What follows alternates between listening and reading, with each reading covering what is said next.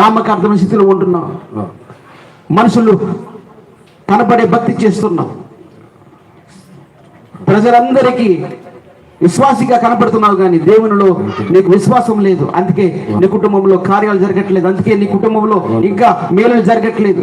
ఇదిగో పూర్తిగా ఆయన యొక్క సన్నిధిలో, ఆయన యొక్క కృప మీద ఆధారపడి జీవించే వారికి ఇటు విధంగా ఇదిగో ఊహించలేని క్రియలు, అద్భుతాలు మన జీవితాల్లో చూస్తున్నామని కూడా కనీసం మనకి యొక్క హృదయంలో ఒక్కసారి జ్ఞాపకం చేసుకుంటే ఖచ్చితంగా నిన్ను కూడా దేవుడు ఇటు విధంగా ఆశీర్వదించే గొప్ప దేవుడే ఉన్నాడు. హల్లెలూయా, హల్లెలూయా, హల్లెలూయా, హల్లెలూయా. అందరు కళ్ళు మూసుకొని ప్రార్థన చేసుకుందాం. అందరు కూడా కళ్ళు మూసుకొని ప్రార్థన చేసుకుందాం.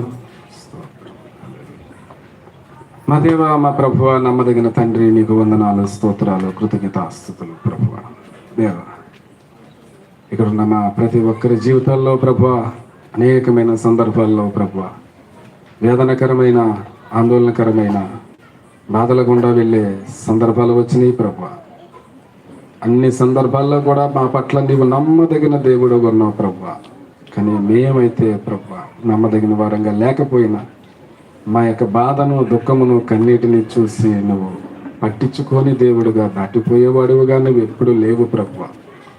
మేము ప్రార్థించకపోయినా, లేదంటే ప్రభువ నిన్ను అంటి ఉండే విధంగా వెంబడించకపోయినా, నీ సన్నిధిని మేము అలక్ష్యం చేసినా, నిర్లక్ష్యం చేసినా ప్రభువ మమ్మల్ని మాత్రం నువ్వు పట్టించుకునే దేవుడుగా ఉండి ప్రభువ నువ్వు మేలు చేయట చేత ప్రభువ నువ్వు నమ్మదగిన దేవుడుగా అందరి జీవితాల్లో నువ్వు రుజువు చేసుకున్న దేవుడు ప్రభు. ఇదిగో నా తండ్రి, మరి ప్రసన్న గారి యొక్క కుటుంబం విషయంలో నువ్వు చేసిన మేలంతటిని బట్టి మీకు వందనాలు ఇస్తాను. ఆవిడ ప్రార్థన విజ్ఞాపన కోరారు ప్రభు. అనేక మంది ప్రార్థించారు. ఎంతమంది అయినా మేము ప్రార్థన అయితే చేయగలం, కానీ ప్రభు నాయన మేలు చేసేది, కార్యం చేసేది, ఆశ్చర్యకరమైన రీతిలో సమకూర్చేవాడు నీవు ఒక్కడవే ప్రభు. స్తోత్రాలు, మహిమ, ఘనత, ప్రభావాలు నీకే చెందునుగాక తండ్రి. నాయన మరి వారికి నువ్వు సమకూర్చినటువంటి గృహాన్ని బట్టి నీకు స్తోత్రాలు, కృతజ్ఞతాస్తుతులు.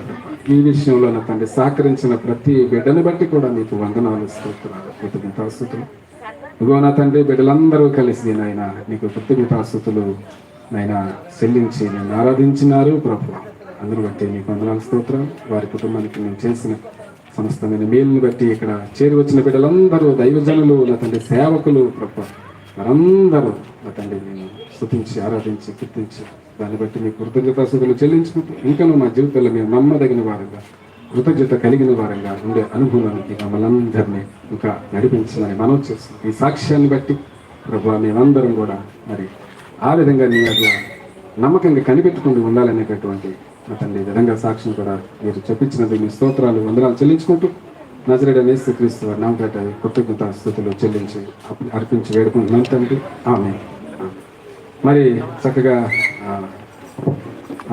ఆరాధనలో మనల్ని నడిపించినటువంటి రాజేష్ గారికి ప్రకటన మనం తెలియజేస్తాం. అందరూ కూర్చుందామండి. అందరూ కూర్చుందాం. ఇప్పుడు కూర్చోరా మీరెవరు?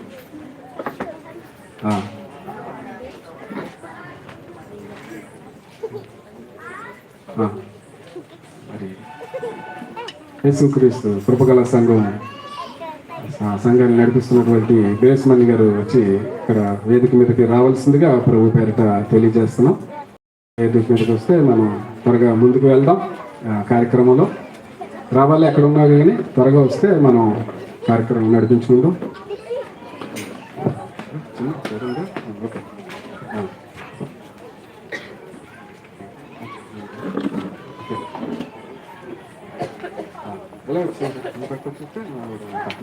సరే, మనం మరి ముందుకు వెళ్ళిపోదాం.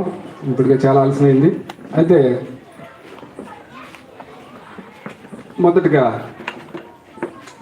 మరి మన మధ్యన ఉన్నటువంటి సుధాకర్ గారు ఒక 10 నిమిషాలు మరి ఈ స్తుతి కొడుకుని ఉద్దేశించి దేవుని వాక్యాన్ని హెచ్చరికల రూపంలో మీ సంగతులు మొదటి నుంచి తెలిసిన వాళ్ళవే కాబట్టి ఆ విధంగా మన మాటలు తెలియజేయాల్సిందిగా సమయంగా